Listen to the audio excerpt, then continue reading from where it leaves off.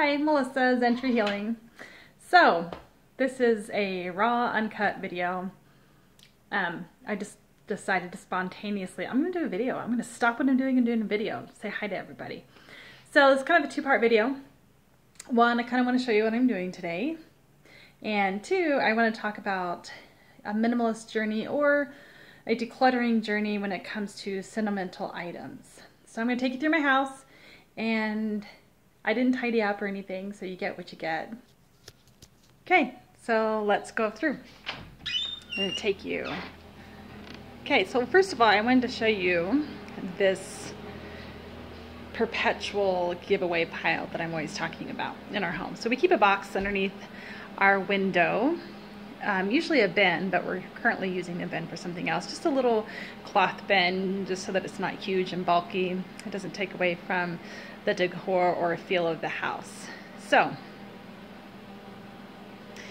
here is our giveaway pile. It's the box that we keep under the window. It's usually a bin. Getting rid of the fan just because we have too many fans. We have enough fans for every room. There's also a curtain rod that we're getting rid of. Pile of curtains. Now let me show you. The pile of curtains came from my minimalist project that I did today. So each week I try to do at least 1 to 2 minimalist projects, whether it's cleaning out a drawer or cleaning out a closet. So today I decided to take my curtains down because the house already came with blinds, and I thought, well, I'm going to need curtains because I've had curtains in every house. And as I sat yesterday looking at my dining room kitchen area, I thought, those curtains really are in the way. And the reason I felt they were in the way is because, one, I have an AC unit that sits in this window. We were always having to push the curtain back out of the way. And then we had a fan that would sometimes sit in this window. We were always having to push the curtain out of the way for that fan as well. So this is our look without curtains. I do have to fix some of the holes where the screws were. I'm going to get some putty, fill those in, and then paint it with the paint color. So also, project I'm working on today, my dehydrator that's over there, it has placenta number 2 in there. So I do placenta encapsulations. Right here is the Vitamix that once the placenta is dried, I clean it really well, get out excess blood. Yeah, you wanted to hear all about this, huh? And then dehydrate it, and then I put it in the blender and turn it into a powder. And then once I turn it into a powder, and this hasn't been turned into a powder yet, this one's been dehydrated because this is placenta number 1 that I was working on yesterday. And then I take these capsules and then put them in the encapsulators and make placenta capsules. But that's not a placenta video today, so I'll just go that far with that. I do placenta encapsulations. I am teamed up with a midwife that refers her patients to me, her clients to me, and I encapsulate placentas for them to consume. So if you have any questions about that, you can post it below, and if you really want to get into that conversation, we will. So what I wanted to talk to you today as far as minimalism is concerned is how to deal with sentimental items. So when I first kind of started this journey, that question was hard for me because I'm not a sentimental person. Evidently, I'm not a very articulate person either.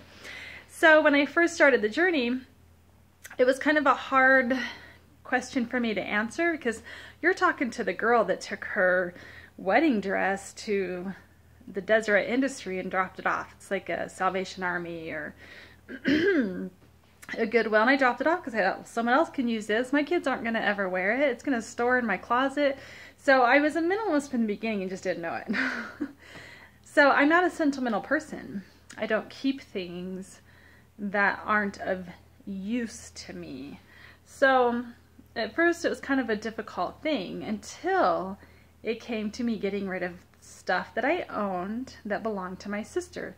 So I have an only sister that I was born on her 6th birthday, and we were like this growing up. Her and I were best friends. We fought like best friends, and we loved like best friends, even though she was 6 years older than me. She's kind of my confidant, my hero growing up. So anyway, I felt like by giving away her things, I was letting go of her. So I do understand in that way the sentimental items, especially for someone that you've lost. So I have a few suggestions as far as that is concerned. Number one, take a picture of the item and start what's called a sentimental journal. So in this journal, you'll have a picture of a favorite item and a description of what that item is and what it means to you, who it belonged to, why it's a sentimental importance or value to you. Now, the beautiful thing about this journal is it's actually more beautiful than it is the sentimental item itself, because let's be real, how many of you, raise your hands, how many of you display your sentimental items? Not most of you. Most of you keep your sentimental items in a box, in a bin, in the basement, in the garage, in a storage unit, in your closet. It's not something you look at on a regular basis. And then you go to clean out your stuff, declutter your stuff, and you're like, oh yeah, this was my great-great-grandpa's pipe, or whatever the item is, okay? So it brings more value to you emotionally and as far as memory is concerned to have a book. This way you're opening the book and you can see all the items in one album, and you can read through how you feel about that. Have other people write their stories about how they feel about the item in particular, okay? So then you say, okay, well, I took a picture of the item, but I still can't let the item go. Okay, there's a few things you need to think about here. Number one, are you keeping this item out of guilt? Do you feel like if you give this item up, you'll offend somebody, hurt somebody's feelings, that you feel guilty about it later? If that's the case, you need to first address that guilt. Where is the guilt coming from? Why do you feel that guilt? And then let that guilt go with the item. Let the item own your guilt. You don't have to own that guilt. Okay, so if this is a family heirloom or an item that you feel like another family member would value, then take it to that family. Let them know, you know, I'm decluttering, I'm getting rid of things. This isn't an item I want to hold on to. Offer that item to them. Would you like to keep this in the family? If they say yes, then your problem's solved.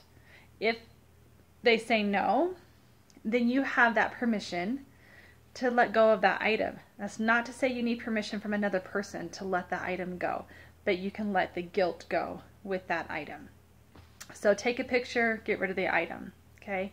Now, if it's an item that has true sentimental value to you, and you feel when you hold this item, you know, it's somebody that you've lost, it's an item that had sentimental value to both of you, you've lost this person, it's not something you can give to another person because it only has value between you and this person who has passed on. If that is truly the case, display that item somewhere. Make it work as part of your decor, make it work as something that you're going to see every day to bring those feelings and emotions to you. If they're happy and comforting feelings and emotions, okay? If you're not willing to display that item or have that item in a place where you see it on a regular basis, then you need to reevaluate the true value of that item. Can it belong in your sentimental journal? Can you take a picture of it and write a page about why you feel this item was important to you, so that you can go through your journal and have that reminiscence of the emotion that it serves for you. You always have to remember too, these emotions need to serve you. They need to be emotions that bring you joy, that bring you comfort, that bring you peace. If they're not, then this is not an emotion, or excuse me, this is not an item that you want to keep because it's attached to a negative or sad emotion.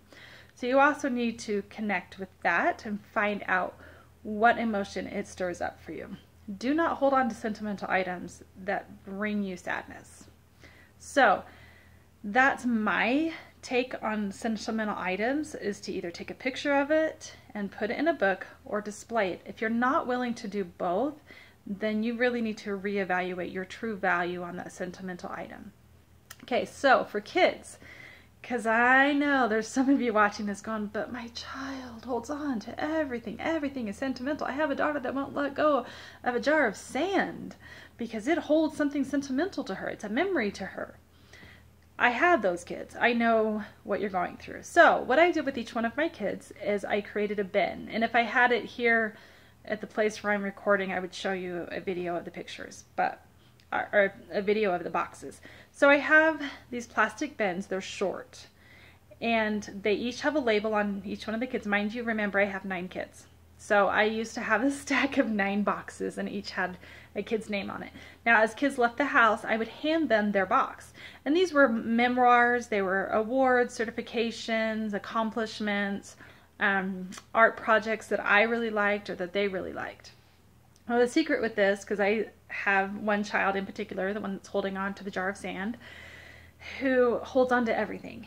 So when you have those sentimental kids, you really need to go through that box with them every couple of years, you know, because what they value in 3rd grade, they may not value in 6th grade. And they may go look at that and go, yeah, I don't know why I put that in there.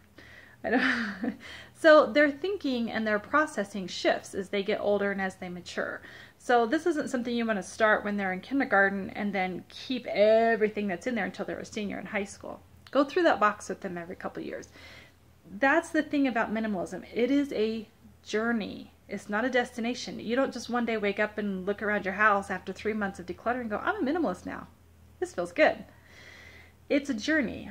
That's why I have the giveaway box. That's why I go through on a regular basis my children's items.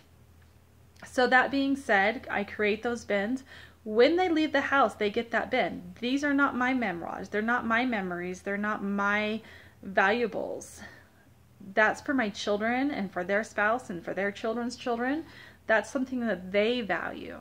So they get to help you decide what goes into that. But I always talk to my kids and let them know this is going to you when you leave the house. This is yours. So whatever you want in here, you're going to keep, not mom, not dad. So that's my take on sentimental values, or things with sentimental value to you, sentimental items. And like I said in the beginning, I'm not necessarily the expert because I'm not a sentimental person. And I have offended people in the past. My sweet mother-in-law made my flower bouquet for me thinking I would keep it forever, but I had a good friend that was getting married and had no money and thought, oh, you can use this, you know, more than I can. It's just going to sit around and collect dust. I'm going to have to clean it and store it and rotate it and maintain it. Why not give it to someone that's going to use it? I had no idea when I did that it was going to hurt her feelings. And I felt horrible for that. So it's not to say that I've gone without offense. And there are going to be times where you might hurt people's feelings, but you can't hold that guilt. That is not your guilt to own. It is not their item to hold on to an emotion to. And like I said, offer the item to them. If you know someone's going to be offended or hurt by you getting rid of an item, offer that item to them. But ultimately, own your own emotions and do not own your guilt. Give the guilt to the item and then get rid of the item. Let the guilt go with the item. Picture albums are absolutely great. So I know I've been promising this, a home tour, and I am planning on doing a home tour in a couple days.